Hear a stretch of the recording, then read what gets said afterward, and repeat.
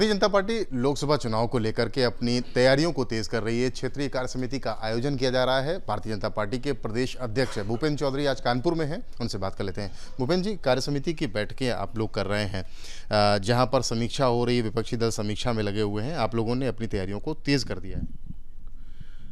देश के यशस्वी प्रधानमंत्री नरेंद्र मोदी जी के नेतृत्व में केंद्र की सरकार को 9 वर्ष पूरा होने के उपलक्ष्य में हमने एक महाजनसंपर्क अभियान चलाने का पार्टी का केंद्र का निर्णय है।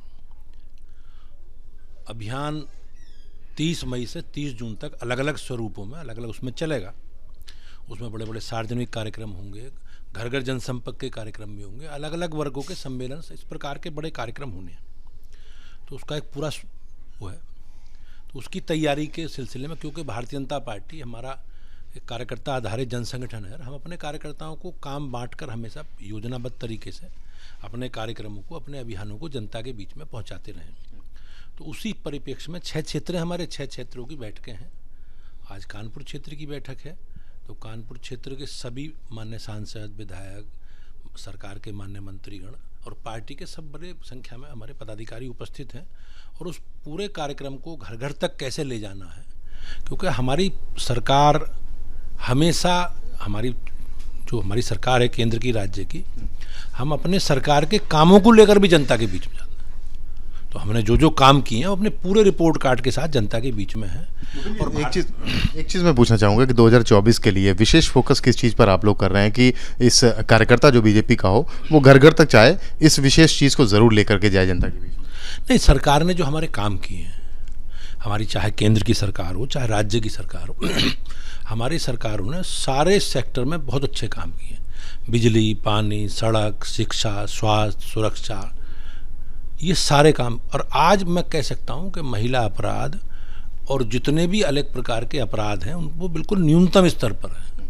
पुरानी सरकारों में जो प्रदेश दंगाइयों के हवाले था, व्यापारियों से चौथ वसूली होती थी, आज वो नेक्सट लगभग समाप्त हो गया है। और अब वो लोग गले में पट्टा डाले थानों में घूम रहे हैं, पुलिस नहीं जा रही उनके यहाँ, वो कह रहे हैं भाई हमें बख्श दो।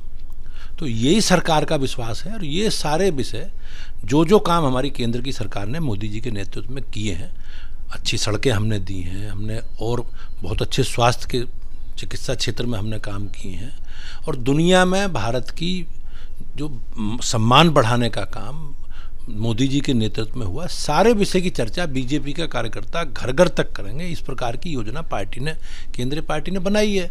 तो उसको हम लोग आज उसकी पूरी तैयारी के लिए हम लोग बैठे हैं। दुनिया के सम्मान की बात आपने की, दुनिया में सम्मान हो रहा है, मोदी सरकार की चर्चा हो रही है। राहुल गांधी एक बार फिर से अमेरिका गए हैं और वहाँ पर स्टैनफोर्ड यूनिवर्सिटी में वो जाएंगे, बातचीत करेंगे। क्या लगता है कि वो अमेरिका जब जाते हैं, तो पिछली बार जब गए थे थोड़ा आप लोगों ने बड़े सवाल उठाए थे? निश्चित रूप से अब कोई नकारात्मक विषयों की कोई भूमिका नहीं। मैं एक बात आपके सामने कहता हूँ, यूक्रेन और रूस में युद्ध चल रहा है। दुनिया की बड़ी ताकतों ने निर्णय लिया कि कोई रूस से तेल नहीं खरीदेगा, लेकिन देश के प्रधानमंत्री जी ने कहा कि हम अपने 140 करोड़ लोगों के हितों को ध्यान में रखते हुए समझौते करेंगे।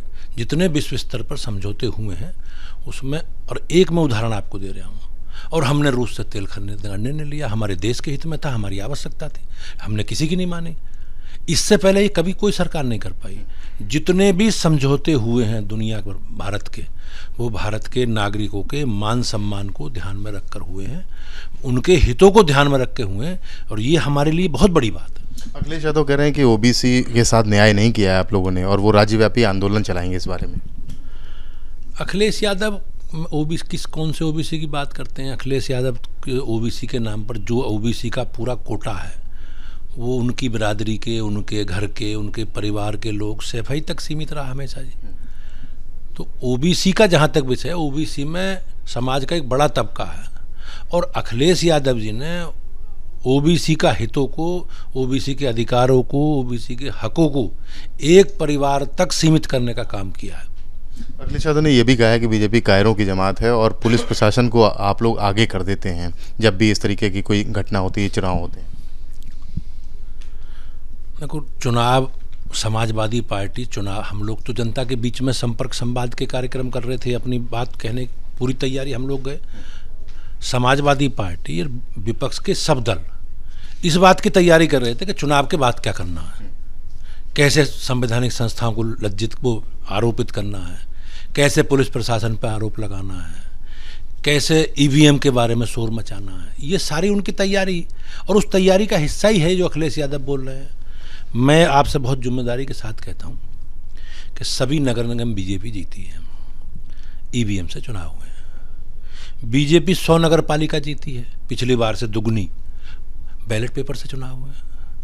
बीजेपी पिछली बार से 4 गुना नगर पंचायत जीती है, बैलेट पेपर से चुनाव हुए हैं। तो किसी भी राजनीतिक दल को जनादेश का अपमान करना शोभा नहीं देता। अखिलेश यादव बहुत सीनियर नेता हैं, प्रदेश के मुख्यमंत्री रहे, तो उन्हें जनादेश का इस प्रकार से अपमान वो करें, मुझे लगता है ऐसा उन्हें नहीं करना चाहिए। तो बीजेपी के प्रदेश अध्यक्ष साफ तौर पे कह रहे हैं कि जनादेश का अपमान नहीं करना चाहिए। अखिलेश यादव इस तरीके की बातें अगर कर रहे हैं तो उन्हें ऐसा नहीं करना चाहिए।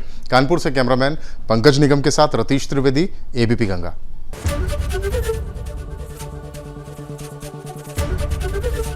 एबीपी गंगा, खबर आपकी, जुबान आपकी।